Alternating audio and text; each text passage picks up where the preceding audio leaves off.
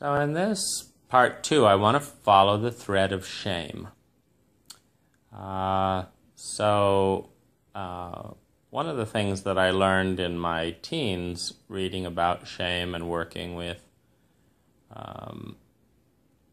actually a channeled entity, Lazarus, is that there's two kinds of shame. There's healthy shame, which is, I'm really sorry, I kind of lost it and I didn't behave the way I'd like to behave, and I'm sorry. So I'm ashamed of my behavior. And as someone suffering at times from PTSD and being highly sensitive, I've definitely had that kind of shame, like, I'm really sorry I'm so impatient, or, I really need to control this aspect of the environment in order to calm down. And I realize that, that does not feel great to you, the level of intense reaction, and I'm sorry. I mean, I'm sorry that I'm in a state in which I need to have so much control of what's around me in order to feel safe. So that's kind of healthy shame. I'm sorry for the impact of some of my behavior.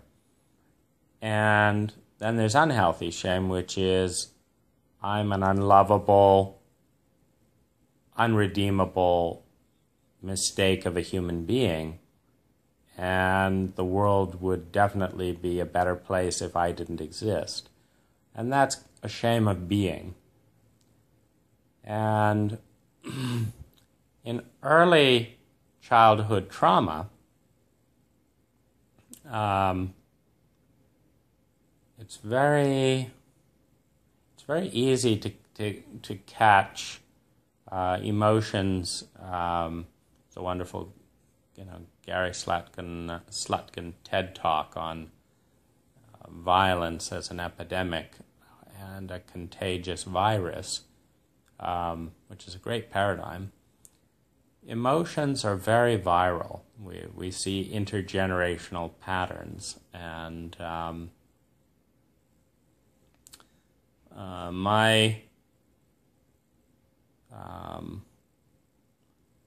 my father tied me up in a sack and would drag me around the house for no apparent reason other than just to terrify me.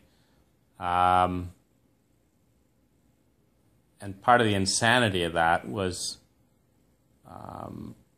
pretending that it would be fun to take a 4-year-old child and drag them up and down the stairs and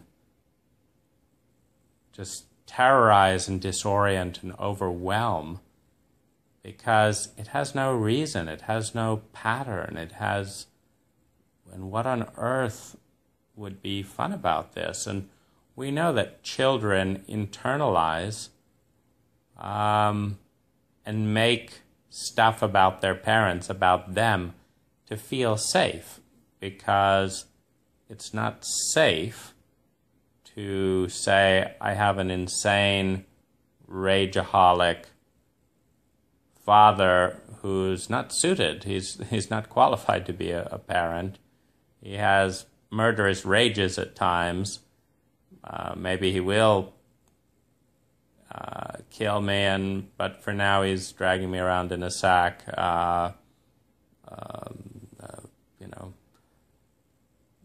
That's life today. It's much safer for a child to say, there must be something wrong with me. I'm fundamentally flawed. I deserve this. And if I can just figure out what I'm doing wrong, then I'll be treated well by the people who, quote, love me and who definitely have control of my destiny and life. They're 5 to 10 times bigger. All my sustenance comes from them. They're the gatekeepers of everything good and bad around me, and I am completely dependent and helpless. And so through a series of these types of things, I think I really felt the terror that there's something wrong with me and I can't figure out what it is, but I've got to figure it out or I won't survive. And so there's just this incredible panic. And then after these abuse series, whether it was whipping or beating or dragging around in a sack or taking me out in the forest and saying we're running away and never coming back, or and creating these abandonment rituals, which and then the second wave of shame, which is that I'm in absolute terror because to a 2-year-old, a 4-year-old, a 6-year-old, an 8-year-old, it really feels real, meaning it's they could do that, and they haven't demonstrated the bonding and the emotions of love that would question that. It's like there's no emotional bond. And so I'm just a thing to these people, which is another form of shame. You're just a thing. You're not a human being. But then in my absolute terror and panic and crying around these experiences, my emotions not only weren't responded to, they were humiliated consistently and passionately. Laughter, dissociation, further abandonment, saying, i.e., my deepest loneliness, my deepest fear, doesn't matter. It's my breakfast. So this is the second wave of shame. Your feelings don't matter. We're enjoying watching you get all worked up around all this abuse. My mother seemed to have more of that. I have much more images and memories of her laughing than I do my father. I think he was a little bit more self-aware and troubled by his own behavior, so he would do it, but I think I would see a mixture of grief and shame and rage and whatever it was that made him need to do these things. But the third wave of shame came when some of my first moments of being aware that I'm a self were of me making my sister laugh, then making her cry, then making her laugh, then making her cry. She was 2 years younger, and maybe I was 5 or 6.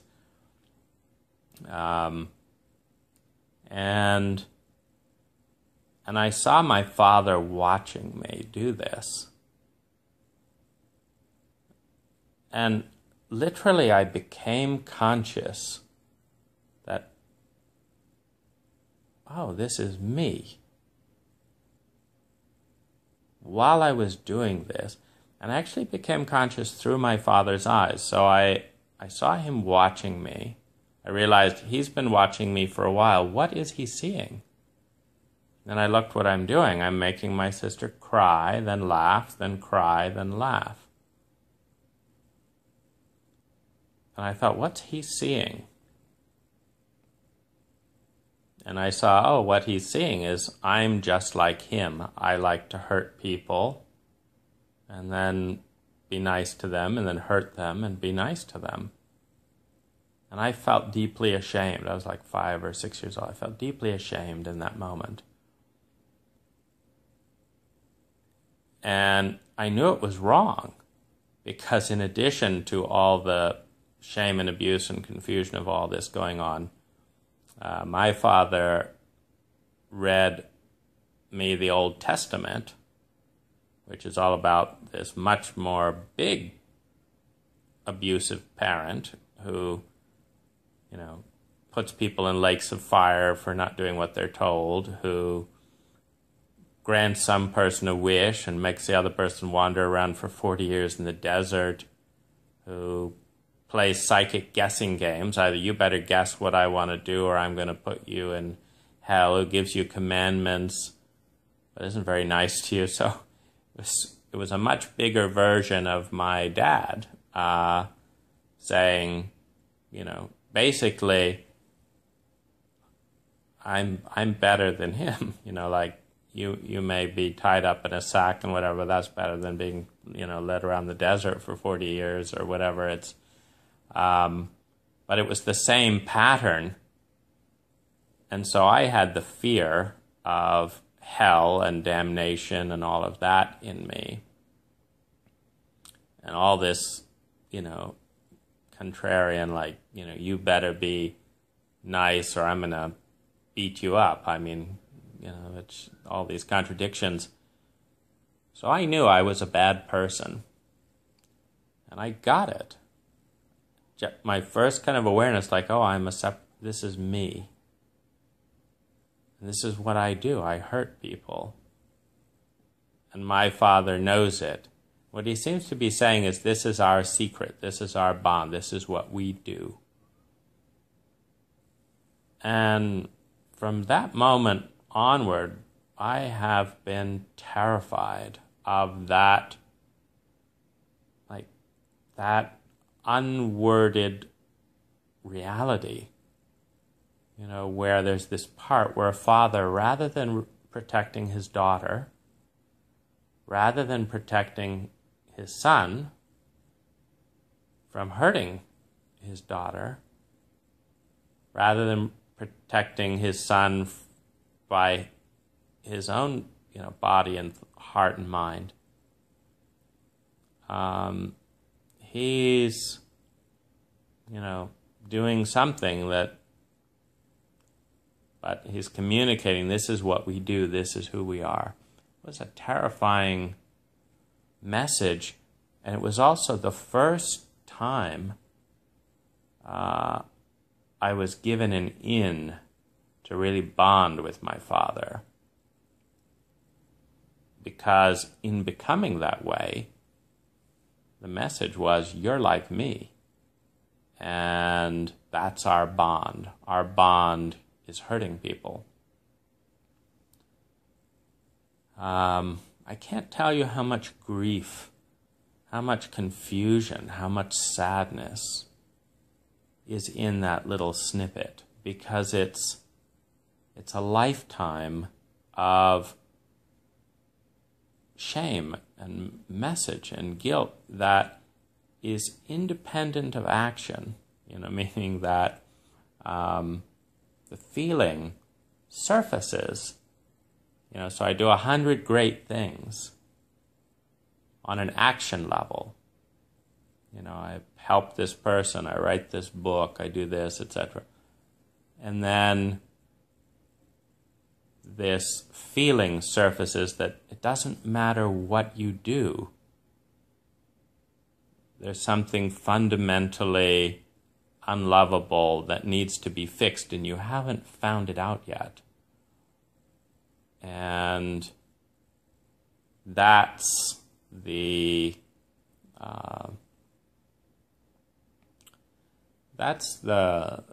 kind of the wave or the ripple of shame that goes through the whole, through my whole lifetime.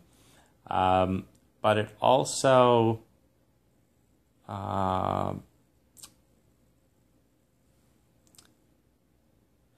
it creates an underlying panic or anxiety where my body has never been able to fully calm down. I was hyper as a child. It developed shortly after this, and so I was hyper in response to this panic. I've got to do something or I'm going to be, put in hell for all eternity. I'm a bad person. No one will love me when they find this out. Blah, blah. And it really felt like survival, trauma, and fear. And nothing of the therapy and that kind of stuff has touched that emotion and that layer. And as a result, regardless of, my mind's ability to analyze all this, this is what I've now recently learned with trauma, is it's not a mental thing, it's a biological thing where certain memories get locked in the body and the emotions are stored there unless they're released in a very specific way, which was not available to me. So that's a piece on shame. And I think the next piece that I'll talk about is being highly sensitive, because that also ties in with the shame that comes back at being different. And so that'll be the next piece.